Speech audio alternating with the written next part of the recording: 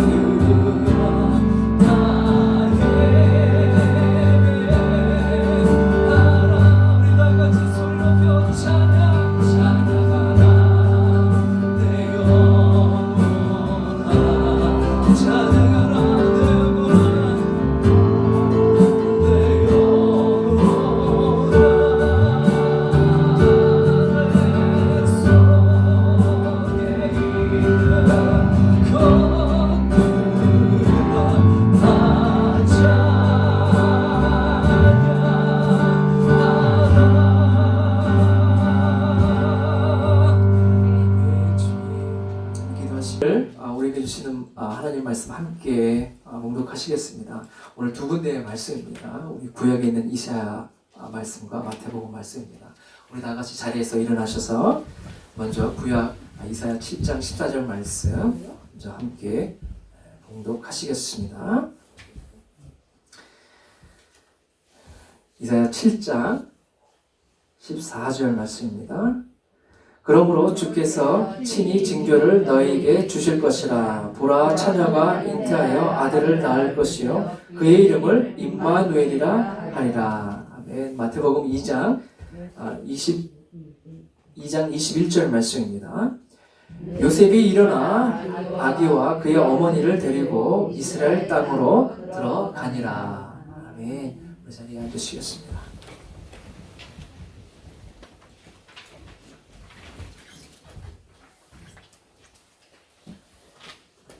뒤에 있는 스크린도 켜주시면 좋을 것 같아요. 프로젝터도. 할렐루야. 2000년 전에 예수님이 이 땅 가운데 오셨습니다. 베들레헴의 작은 마을에서 태어나셨지요. 저는 오늘 예수님께서 이 땅에 오신 이유, 예수님께서 이 땅에 오신 이유라는 말씀의 제목으로 함께 나누려고 합니다. 보통 12월이 되면 거리에는 이제 보통 때요. 12월이 되면 거리에는 많은 캐롤송과 또 크리스마스 모임이 크리스마스 파티가 있는 것을 우리는 보곤 합니다. 올해는 상황이 좀 다르겠죠. 아직 크리스마스가 3주 정도 남았지만 제가 그 초등학교 때 기억이 나는 게 있어요. 크리스마스 시즌이 되면 괜히 기다려지고 내가 생일의 주인도 아닌데 기다렸다가 예수님 대신 제가 선물을 받는 거죠. 그리고 친척들과 또 교회에 가서 함께 예수님의 탄생을 기뻐했던 또 선물을 함께 주고받으며 예수님의 그 이 땅 오심을 함께 기억했던 일들이 기억이 납니다. 여러분들은 크리스마스 시즌이 다가오면, 크리스마스면 어떠한 기억들을 갖고 계십니까? 아마 한두 번쯤은 저랑 비슷한 기억들을 갖고 계신 분들이 계시리라 믿습니다. 크리스마스는 정확히 하면 예수님을 예배하는 날이죠. 크라이스트 마스, 메스, 미사죠. 그래서 예수님을 경배한다, 예수님을 예배한다. 그래서 크리스마스 그 말 뜻 자체가 예수님을 예배합니다, 예수님을 경배합니다 라는 뜻을 갖고 있습니다. 그런 의미에서요, 여러분 메리 크리스마스. 메리 크리스마스 예, 이 메리 크리스마스라고 한 것은요, 우리가 어떤 기쁜 날이나 들뜬 축제일들로서 하는 상투적인 크리스가 아니라 저희가 함께 나눈 크리스마스는요, 정말 예수님을 찬송합니다. 주님을 내가 예배합니다 라는 뜻을 갖고 우리가 함께 서로 나누었어요. 그런데 아이러니한 것은요, 예수님이 언제 태어났는지는 아무도 몰라요. 그런데 우리는 크리스마스 날을 예수님이 태어나신 날로, 또 구세주가 이 땅 가운데에 오신 날로 우리는 기념을 하고 기억을 하고 지키고 있습니다. 왜냐하면 생일에는 주인이 있어야 되잖아요. 크리스마스, 예수님을 예배하는 그런 기쁜 날에는 당연히 예수님이 주인공이 있어야겠지요. 생일에 주인이 있어야 우리는 축하도 하고 선물도 나누고 기쁨도 함께 나눌 수 있는 겁니다. 이런 의미에서 우리는 예수님이 오신 크리스마스의 그 의미 있잖아요. 그냥 이렇게 12월 달 되면 캐럴송 들으면서 메리 크리스마스 하는 것이 아니라 정말 크리스마스의 그 의미가 무엇인지에 대해서, 곧 예수님이 이 땅 가운데 오신 의미가 무엇인지에 대해서 오늘 함께 나누려고 합니다. 우리 찬송가 115장에 있는 찬송이 있어요. 기쁘다 구주 오셨네, 만백성 맞으라, 온 교회여 다 일어나 다 찬양하여라. 그죠? 기쁘다 구주 오셨네. 다른 사람이 온 것이 아니라, 나는 나의 친한 사람이 온 것이 아니라 구세주 메시아가 오셨다는 것이에요. 그 주님이 오셨기 때문에, 이 땅 가운데 오셨기 때문에 온 교회, 곧 모든 예수 그리스도로 말미암아 구원받은 자들은 주님을 기뻐해야 한다는 것입니다. 이 찬양의 그 아이작 와츠라는 목사님이 지은 시인데요. 시편 98편에 서 영감을 받아서 이 작사를 하셨다고 합니다. 이 내용의 중심이 금방 첫 구절만 불러보시더라도 아실 거예요. 기쁘다 구주 오셨네, 만백성 맞으라, 온 교회여 다 일어나 다 찬양하여라. 교회들아 다 일어나라는 거죠. 믿는 자들이여 다 일어나 이제 우리의 구세주를 찬양하라는 것이에요. 이 중심 내용은요, 모든 교회들은 일어나서 주님의 오심을 맞이하라는 것이에요. 예수님의 이 땅에 오심을 함께 기뻐하라는 것입니다. 그리고 사람들은 매해 우리가 조금 전에 찬송가 115장 함께 보셨는데요. 이 찬송을 매해마다 반복적으로 이 찬송을 합니다. 우리는 이 찬송가의 시처럼 크리스마스에는 오직 예수 그리스도가 주인이 되게 하시는 크리스마스가 되기를 원합니다. 먼저 예수님이 오신 그 이유, 첫 번째로는요, 예수님이 오신 첫 번째 이유는 우리에게, 제가 주보에 오랜만에 빈줄 긋기를 했어요. 예수님이 오신 이유는 우리에게 구원을 주시기 위해서 이 땅에 내려오셨습니다. 성경이 이것을 가장 우리에게 분명하게 말씀해 주시고 있죠. 너무도 자명한 사실이죠. 우리가 크리스마스를, 예수님이 이 땅 가운데 오신 이유는요, 우리를 구원하시기 위해서 오셨다는 것이에요. 그래서 이사야 7장 14절에 우리가 말씀을 보시면, 그러므로 주께서 친히 징조로 너희에게 주실 것이라. 보라, 처녀가 잉태하여 아들을 낳을 것이요 그의 이름은 임마누엘이라 하리라. 이사야가 한 말이에요. 그 이사야 시대 때에도요, 보면 죄로 만연한 이 땅 가운데 구원자로 오실 예수님이 곧 구원자가 오실 것이라고 예언을 하셨습니다. 계속 해주세요. 이사야는 우시아 왕 때부터 히스기야 왕에 이르는 동안요, 활약했던 궁정의 선지자라고, 일명 궁정 선지자라고 합니다. 왕에게 가서 하나님의 말씀을 전했던 선지자를 일컫는 것이죠. 이사야는 무려 예수님이 오시기 700년 전에 이 말을 그 이스라엘의 이 왕에게 찾아가서 이 말씀을 전했던 것이에요. 처녀가 잉태하여 아들을 낳을 것이요. 700년 전에 그 이름을 임마누엘이라 하리라. 여러분, 임마누엘의 뜻은 무엇입니까? 하나님이 우리와 함께 하신다라는 것입니다. 여러분 아브라함 다 기억하시지요? 아브라함의 그 원래 이름은요 아브람이었습니다. 아브람이었어요. 이 뜻은요 큰 아버지라는 뜻입니다. 그 아브라함의 뜻은 큰 아버지, great father라는 뜻이에요. 위대한 아버지라는 뜻이죠. 그런데 그가 하나님으로부터 큰 은혜를 받게 되었을 때에 그 이름이 바뀌었는데 아브라함으로 바뀌었습니다. 이 이름은요 놀랍게도 열국의 아버지라는 뜻이에요. 열국의 아버지라는 뜻이에요. 큰 아버지에서 위대한 아버지에서 열국의 아버지로 바뀌었습니다. 하나님께서 아브라함에게 뭐라고 말씀하셨냐면 이제 후로는 내 이름을 아브라함이라 하지 아니하고 아브라함이라 하리니 이는 내가 너로 열국의 아비가 되게 함이니라. 하나님께서 무려 이사야보다도 수백 년 전에 아브라함에게 이러한 약속을 하셨단 말이에요. 그러면 아브라함이 어떻게 열국의 아버지가 될 수 있었을까요? 이 말씀을 주셨을 때에는 다 아시잖아요. 그때에는 아브라함에게 이삭이 있지 않았었을 때였습니다.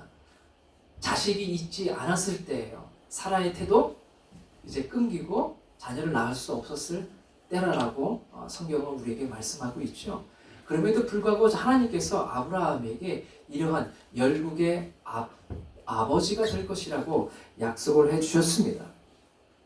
다른 말로 하면 하나님이 아브라함과 맺은 언약을 하나님께서는 이루어 주셨어요. 이 말씀을 하시고 나서. 근데 어떻게 이루어 주셨냐면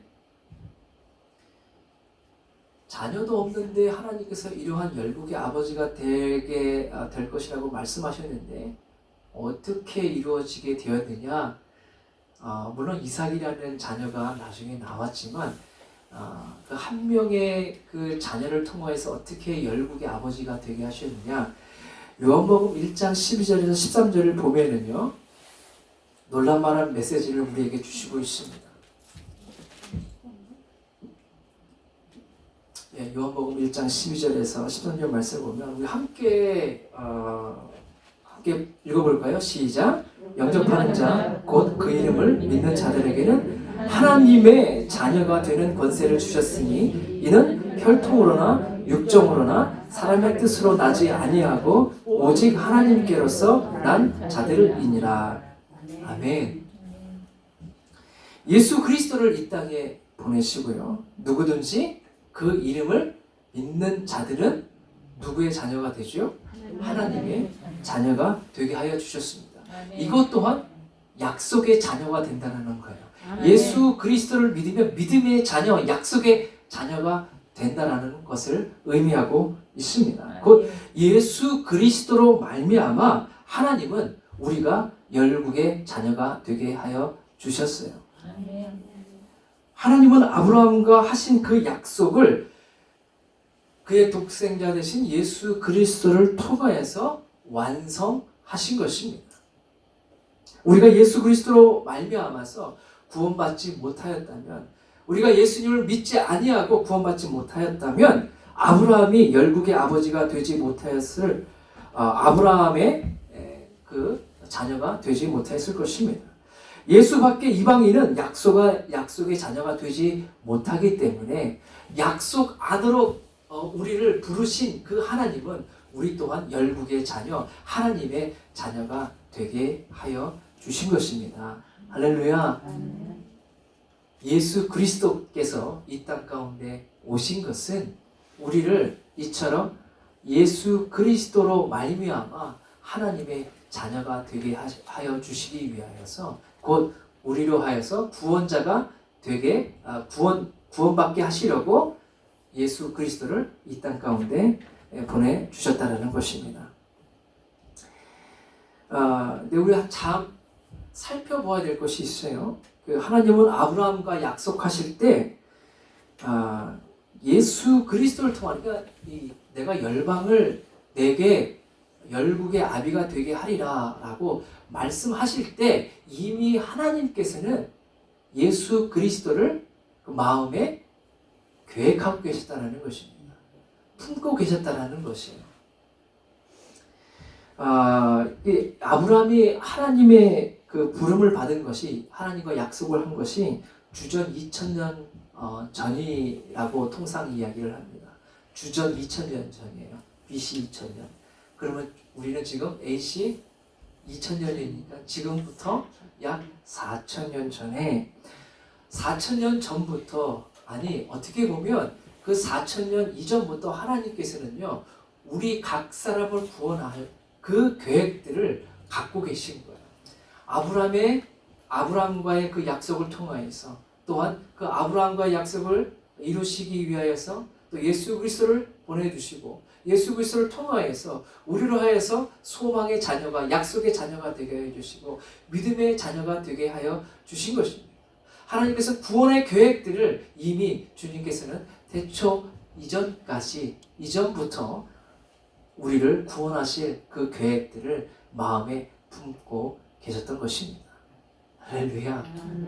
예수 그리스도가 오신 것은요, 나를 구원하시기 위하여서 이미 주님께서 계획하신 그 섭리하신 그 모든 것 안에서 이루어졌다는 것입니다. 그리스도를 통해서 그 약속이 이루어지게 된 것이죠. 그리고 예수 그리스도의 탄생을 통해서 2000년의 시간이 지난 우리에게까지도 계속해서 그것이 흘러오고 있는 것입니다. 다 하나님의 섭리라는 것입니다. 하나님의 섭리라는 것이 무엇입니까? Providence. 하나님의 우리를 보존하여 주시고, 죄 가운데서 죽지 않고, 죄 가운데 멸망당하지 않고, 저 어둠의 사망의 그 가운데에서 머물리지 아니하고, 예수 그리스도의 그 십자가로 말미암아, 예수 그리스도를 이 땅 가운데 보내주심으로 말미암아 우리로 하여서 구원받고 또 생명 가운데로 있게 하시려는, 그런 보존하시려는 그러한 계획들을 하나님은 이미 4000년 이전부터 하고 계셨다는 것이죠. 여러분이 바로 그런 면에서 보면요, 여러분들이, 우리 각자가 예수님이 이 땅 가운데 오신 목적이 되는 것입니다. 나를 구원하시기 위해서 4000년 전부터, 2000년 전부터 이미 하나님은 우리 한 사람 한 사람을 위하여서, 한 영혼들을 위하여서 주님께서는 이처럼 계획하심을 갖고 계셨다는 것이죠. 주님의 그 구원을 깊이 깨달은 백성들은요, 그래서 이런 찬송을 할 수밖에 없는 것이죠. 기쁘다 구주 오셨네, 망백성 마시라. 기쁘다 구주 오셨네, 내 영혼아 찬송하라. 우리가 마태복음 20장 27절에서 29절 말씀을 보면 예수님이 이 땅에 오신 이유에 대해서요, 또 다른 이유를 우리에게 분명하게 말씀해 주시고 계시는데요.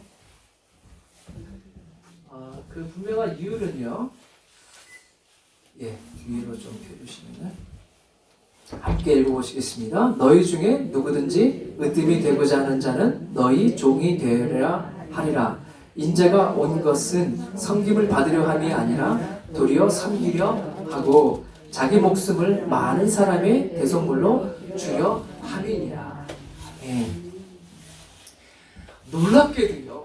놀랍게도 예수님께서 하나님과 근본 본체이신 예수님께서 이 땅 가운데 오신 이유는 우리를 섬기시기 위하여서, 자신의 그 생명조차 우리를 위하여 내놓으시기까지 우리를 섬기시기 위하여서 오셨다라는 것입니다.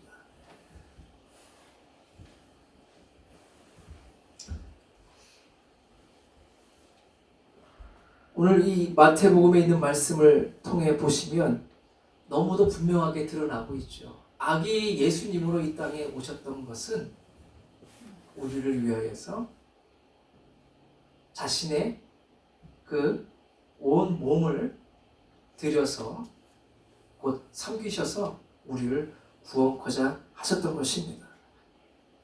이것은 그렇기 때문에요, 예수님의 기쁘다 구주 오셨네. 그리고 예수님의 그 오신 그 이유를 우리가 깨닫는다면 우리는 이러한 본질 속으로 우리 또한 들어가야 하는 것입니다. 이것이 우리의 본질이고 예수 그리스도로 말미암아 구원받은 우리의 본질이 되어져야 하고 이것이 믿음의 공동체의 본질이 되어야 하는 것입니다. 예수님이 우리에게 섬김을 받으셔야 하는데 오히려 섬기는 자가 되시려고 이 땅 가운데 오셨다고 말씀하십니다. 그의 생명조차 많은 사람들을 십자가에서 내어주시기까지 섬김의 본을 보여주셨습니다. 여러분 그 유럽 대륙 있잖아요. 유럽 대륙은 정말 그 기독교의 많은 역사가 스며든 땅입니다. 신앙의 역사가 믿음의 역사가 스며든 땅이에요. 그러나 그곳의 그 교회는요 점점 쇠락하고 있다는 것을 우리가 부인할 수가 없지요. 많은 교회들이 이미 문을 닫았거나 지금도 닫고 있고 화려했던 그 교회 건물들은 밤이 되면 유흥장처럼 되어버렸습니다. 유흥장처럼이 아니라 유흥장이 되어버렸죠. 전기세를 내지 못하기 때문에 또 건물을 유지할 수 없어서 나이트클럽에 교회를 매각하는 일들이 이제는 유럽 교회 내에서는요 더 이상 이슈가 되지 못해요. 그런 일들이 빈번하게 일어나기 때문입니다. 왜 그런 일들이 일어나게 됐을까요? 그 기독교 문화의 장구한 역사와 또 신앙의 믿음의 사람들을 배출한 걸쭉한 그 대륙이 왜 이렇게 되었을까요?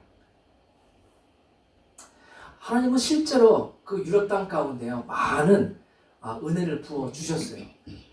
여러분들 한두 번쯤은 들어보셨을 만한 굵직굵직한 인물들이 있습니다. 칼뱅이라고 들어보셨죠? 칼뱅 다 맞는 말이에요. 칼빈, 즈빙글리, 루터는 들어보셨겠죠. 존 웨슬리, 조지 웨필드, 그리고 본헤퍼, 독일의 그 나치 때의 그 순교하신 이처럼 많은 신학자와 또 전 세계 교회와 신앙에 믿음의 영향을 준 목회자들이 배출되어진 그리고 심지어 어떻게 보면 우리는 유럽의 그 영향을 받았어요. 우리가 예수 그리스도를 알지 못하던 조선 땅 가운데 있었을 때에 19세기 때, 18세기 때 그때 유럽 땅에서요. 저 영국의 그 스코틀랜드에서 웨일즈에서 젊은 청년들이 건너와서 복음을 전해 주었습니다. 그게 다 유럽 땅이란 말이에요. 진실로 독일, 영국, 프랑스, 스위스 등등등 많은 곳에 교회가 세워지게 하여 주셨어요. 그럼에도 불구하고 지금 우리가 그 신앙의 눈으로 유럽 땅을 둘러보면 유럽의 그 교회들이요 점점점 쇠약해져 가고 있습니다. 아마 다 아시겠지만 왜 그럴까요? 이런 찬란한 믿음의 신앙의 유산을 갖고 있던 유럽 땅이 왜 이렇게 변하고 많았을까요? 러브 바이블이라는 그 사이트에서요 독일 교회에 대해서 이제 필이라는 목사님이 이러한 기고문을 썼습니다. 그 글에 의하면 이렇게 말씀하세요. 독일의 경우는 여러 나라들이 있지만 대표적으로 독일만 꼭 집어서 얘기하면 독일의 경우에 교인들이 목사님에게 사례를 지급하지 않아도 됩니다. 좋은 소식일까요? 사례를 지급하지 않아도 된대요. 그럼 목사님은 어떻게 살아요? 걱정하지 않아도 돼요. 국가에서 다 지급을 해준대요. 지금은 어떤지 모르겠어요.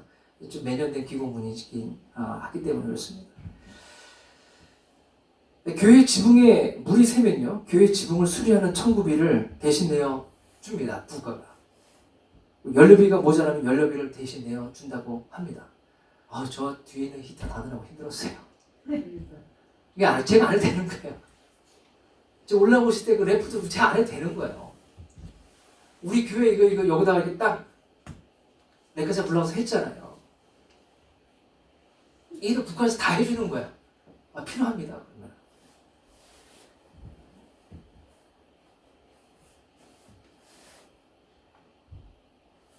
그러면. 겨울에 저희 막 그 본당에 이 주중에 연료비를 아끼려고 주중에는 막 이렇게 막 얼지 않을 정도만 이렇게 간간히 이렇게 그 히터를 켜놓고 가는데요.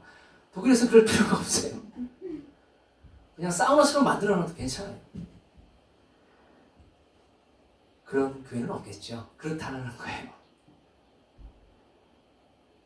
독일 정부가 돈이 많아도 그 많은 그 교회들을 어떻게 할 수 있을까요? 이재필 목사님의 그 글에 의하면 그렇습니다. 종교세라는 것이 있대요. 그래서 그것이 가능하다고 합니다. 독일 국민들은 종교세를 내는 거예요. 그리고 그것이 교회에 사용되어지는 것이죠. 그러면 독일 교회는 다른 유럽 교회들과는 좀 달라야 될 것 같아요. 그냥 얼핏 우리가 생각하면. 기독교의 사회에서 큰 획을 그었던 마틴 루터가 독일에서 나왔잖아요. 그리고 많은 신학자들이 또한 독일에서 배출되었습니다. 그리고 지금 독일 정부는 교회를 지원합니다. 그러면 교회가 성장해 가고 또 예수 그리스도 이름이 당연히 높아져야겠죠. 찬란하게 여러 유럽 땅 가운데서도 가장 빛나는 곳이 되어져야 하겠죠. 그러나 그 반대로 오히려 독일은 다른 유럽에 못지않게 기독교 특별히 교회는 쇠락의 길을 걷고 있다고 우리는 다시 한번 부인을 하지 못할 것입니다. 왜 그렇겠습니까? 그러한 편리한 곳에서는요, 안락한 곳에서는 헌신이 없는 곳에서는 아기 예수님이 계실 수가 없기 때문이라고 논설을 합니다. 섬김만을 받는 안락한 곳에선 헌신이 필요하지 않는 곳에서는 예수님이 계시지 않다는 것이에요. 적어도 마구간이라도 있어야 된다는 거죠. 예수님이 태어나신.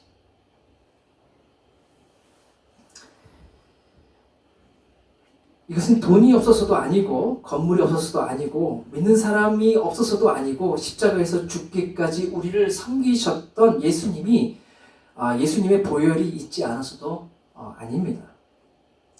섬김의 보혈이 있지 않아서 예수님의 섬김의 보혈이 있지 않아서예요. 그 보혈이 있지 않아서 교회가 성도가 죽어가고 있다는 것입니다. 다시 한번 말씀을 한번 보실게요.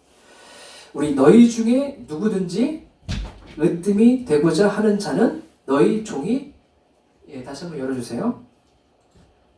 되리라. 인자가 온 것은 섬김을 받으려 함이 아니라 도리어 섬기려 하고 자기 목숨을 많은 사람의 대속물로 주려 함이니라. 그죠? 놀랍지 않습니까? 우리 주님께서는 마땅히 우리에게 경배받으시고 우리의 섬김을 받으시기에 합당하심에도 불구하고 주님께서는 그러지 않으셨어요. 여러분 섬기시기를 바라겠습니다. 섬김의 마음을 가지시기를 바라겠습니다. 이것이 예수님이 오신 이 땅 가운데 오신 이유이기 때문입니다. 나를 낮추고 예수님처럼 죽는다는 마음으로 영혼을 섬기셔야 하는 것입니다.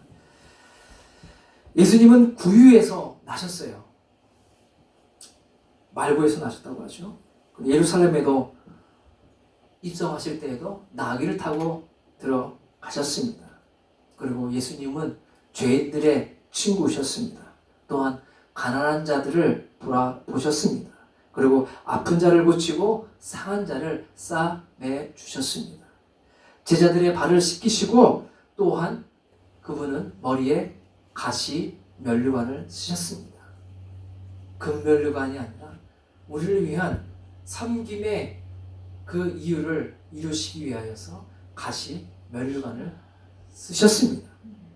그는 화려한 무덤이 아니라 또한 돌 무덤에 갇히셨습니다. 태어나서 죽으시기까지 우리를 위해 섬김과 겸손의 모습을 보여주셨습니다. 자신의 살점과 자신의 그 피를 온전히 우리를 위한 섬김의 것으로 다 내어주셨습니다. 내가 낮아지고 다른 사람을 섬길 때 예수님이 우리와 함께 계실 수 있는 것입니다. 여러분, 이것이 예수님이 오신 이유입니다. 우리의 크리스마스의 이유가 되는 것입니다. 예수님께서는 섬기시기 위해서 이 땅에 오셨습니다. 이 예수님께서 우리를 섬기셨기 때문에 우리도 예수님처럼 섬김의 삶을 살아야 하겠습니다. 우리 마태복음 28장 19절 말씀을 보시면, 그러므로 너희는 가서 모든 족속으로 제자를 삼아 아버지와 아들과 성령의 이름으로 침례를 주고. 마태복음 28장은요, 우리가 모두 잘 아는 내용들이에요.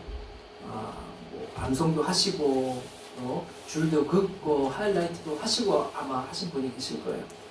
이것이, 왜냐하면 이것이 예수님께서 이 땅에 오신 세 번째 이유이시기 때문입니다. 그리고 그러한 이유에 대한 대답으로 우리에게 맡겨주신 것이 있어요.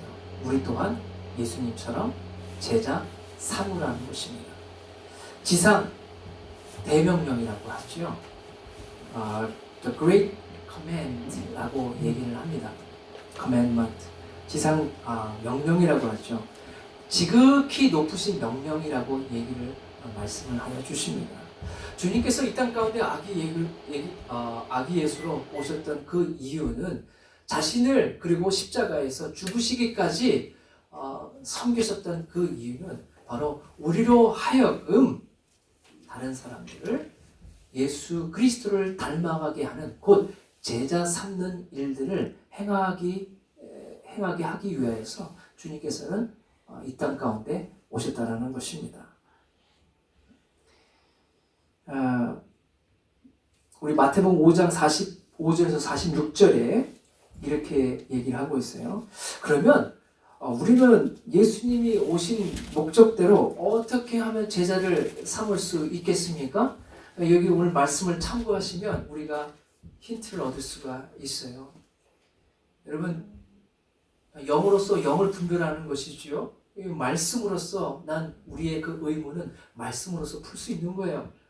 마태복음 5장 45절에서 46절에 이같이 한즉 하늘에 계신 너희 아버지의 아들이 되리니 이는 하나님이 그 해를 악인과 선인에게 비추게 하시며 비를 의로운 자와 불의한 자에게 내려오심이니라. 너희가 너희를 사랑하는 자를 사랑하면 무슨 상이 있으리요? 세리도 이같이 아니하느냐라고 하고 있습니다. 어떻게 우리는 제자 삼을 수 있습니까? 그 첫 번째 방법은요, 바로 이 마지막 말씀에 주어져 있잖아요.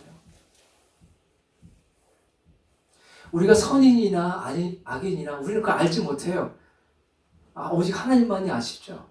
그냥 우리에게 주어진 오직 그 예수님이 오신 그 이유를 실천하는 대답할 수 있는 그 유일한 방법은요, 사랑하라는 것입니다.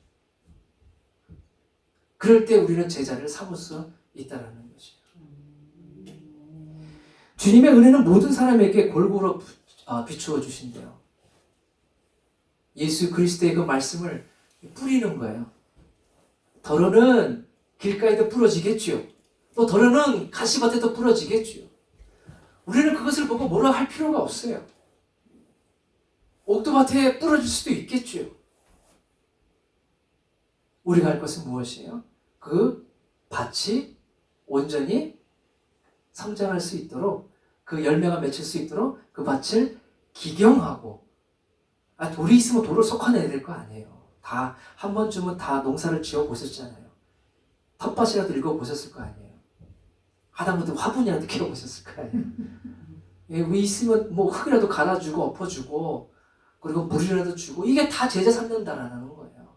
관심과 사랑을 가지고 행해 나갈 때 열매를 맺게 하시는 것은 누구이십니까? 바로 하나님이십니다. 그렇기 때문에 제자의 삶은요, 다른 사람을 사랑하는 마음에서 출발을 합니다. 우리가 사랑할 수 있는 사람만 사랑한다면 이것은 세리도 한대요. 예수님이 하신 말씀이죠. 옆에 계신 분에게 예수 그리스도의 이름으로 사랑하고 축복합니다. 우리 한번 예수님의 그 말씀대로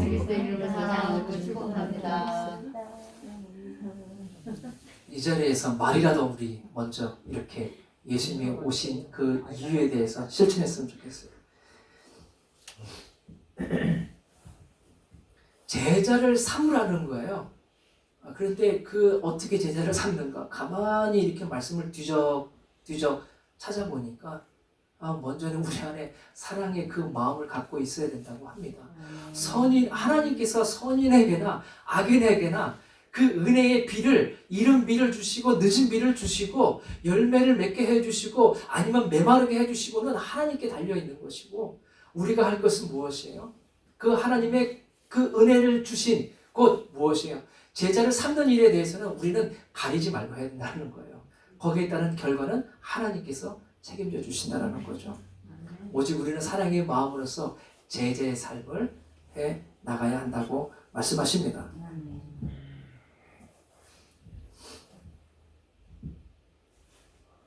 세리들도 할 수 있는 사랑을 넘어서요, 하나님이 보여주신 것처럼 아기들도 사랑할 수 있는 마음을 가지라는 것입니다.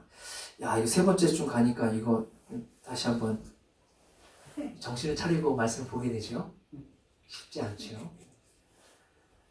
예수님은 완전한 하나님이시지만 또 완전한 인간으로서, 그렇죠? 이런 하나님의 말씀에 순종해서 우리 같은 죄인을 위해서 죄인을 위해서도 십자가에 달리셨습니다. 주님께서는 사람을 봐가면서 달리신 것이 아니라는 것이에요. 십자가에 달린 두 강도 있죠. 예수님 영접해 섰던 두 강도 있었잖아요. 한 사람은 예수님을 믿음에 예수님께서 그 두 강도 모두에게 은혜의 비를 내리셨단 말이에요. 한 강도는 주님을 믿음으로, 또 한 강도는 예수님을 거부함으로. 그러나 예수님께서 하셨던 것은 끝까지 그 사랑하는 자들을 끝까지 사랑하셨다라고 말씀하고 계셔요. 성경에서는 말씀하고 계십니다. 그럴 때에 또 한 사람의 그 주님의 마지막 최후의 순간까지 그 눈을 감으시기까지 주님은 이 땅 가운데에서 한 사람의 그 영혼, 곧 우리가 지금 말씀 보고 있는 제자 한 명을 탄생시키기 위하여서 끝까지 사랑의 그 마음으로 하셨다라는 것입니다. 우리 모두는 주님의 제자이죠. 그죠? 제자의 특성이 무엇입니까? 바로 그 스승을 닮아가는 것이죠. 예수님을 따라갔더니요, 예수님을 이렇게 예수님 제가 주님의 그 길들을 따라가는 제자가 되렵니다 라고 했더니 어느덧 예수님의 모습이 우리 안에서 묻어 나온다라는 거예요. 제자는 그런 특성이 있어요. 그냥 바라만 맞아도 닮잖아요. 부부가 오래 같이 있으면 서로 닮는다면서요. 목사님 안 그런 예외도 있어요 그러시는데, 아니에요. 가만히 뜯어보세요. 서로 닮아 있을 거예요. 요새 여러분, 우리가요 예수님을 닮으려고 뭐 특별히 뭐 이렇게 하려고 하지 않아도 돼요. 예수님이 하셨던 섬김의 그 마음과 그 오늘 함께 나누는 그 이유들에 대해서 우리가 생각하면, 또 주님의 걸어가셨던 사랑하라고 하셨던 그것들을 우리가 따라하게 되다 보면 누가 보더라도 마치 그 안디옥에 있는 그 성도들에게 최초로 그리스도인이라는 칭호가 주어졌던 것처럼 어느새 우리는 예수 그리스도의 제자의 그 길들을 가려고 예수님이 사랑하셨던 것처럼 사랑하며 섬김의 마음을 가지고 우리의 믿음의 삶을 나아가더니 어느덧 당신 예수님의 모습을 닮았네요. 우리도 모르게 예수님의 모습을 닮아가고 있는 것을 발견하게 될 것입니다. 옆에 있는 보세요. 옆에 계신 분 보세요. 예수님 닮았잖아요. 예수님이 이렇게 수염 나고 파란 눈에 뭐 이런 건 아니잖아요. 예수님께서 오늘도 우리와 함께 하여 주시는 임마누엘이신데 이 땅에 오신 그 이유에 대해서 저희가 함께 살펴봤어요. 주님께서는 우리에게 구원함을 주시려고 이 땅 가운데 오셨습니다. 아낌없이 자신의 모든 것을 쏟아 부으셔서 부으시기까지 우리를 구원하시기 위해서 오셨고, 또한 공생의 기간 동안에도 섬기시는 그 모습으로 우리에게 말씀해 주셨습니다. 섬기는 자의 그 마음들을 우리에게 보여주셨다는 거예요. 그리고 우리에게 부탁하신 곧 제자 삼도록 하기 위하여서, 곧 많은 이들이 예수 그리스도의 그 모습을 닮아가는 삶을 살게 하시기 위해서 예수님이 친히 이 땅 가운데 오셔야 됐었어요. 왜요? 예수님이 우리에게 그러한 본이 되어 주셔야 했기 때문입니다. 그래서 우리가 보고 따라가잖아요. 오늘날 그래서 이제 2020년도에도요. 이제 12월달, 오늘은 11월 마지막 주이지만 이제 12월달이 시작을 합니다.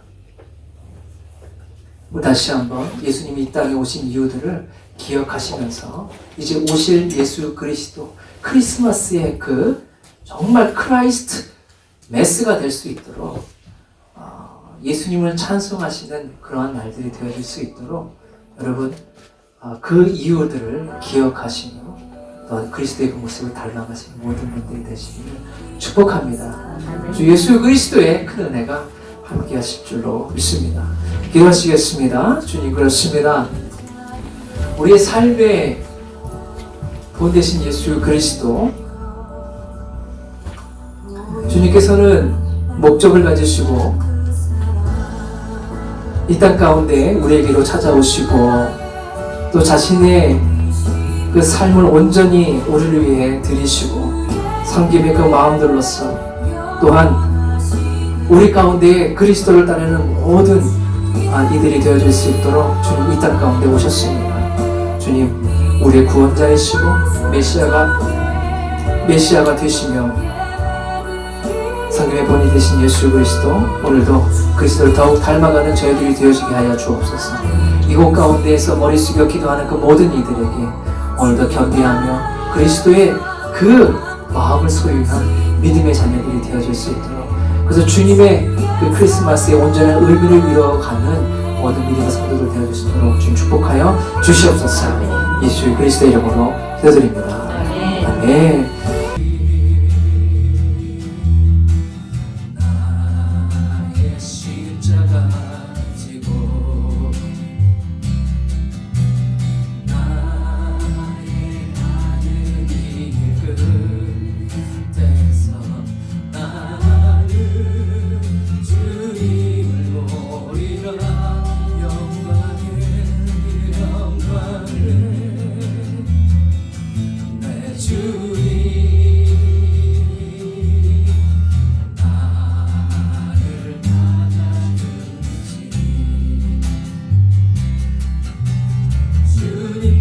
다시 오실 때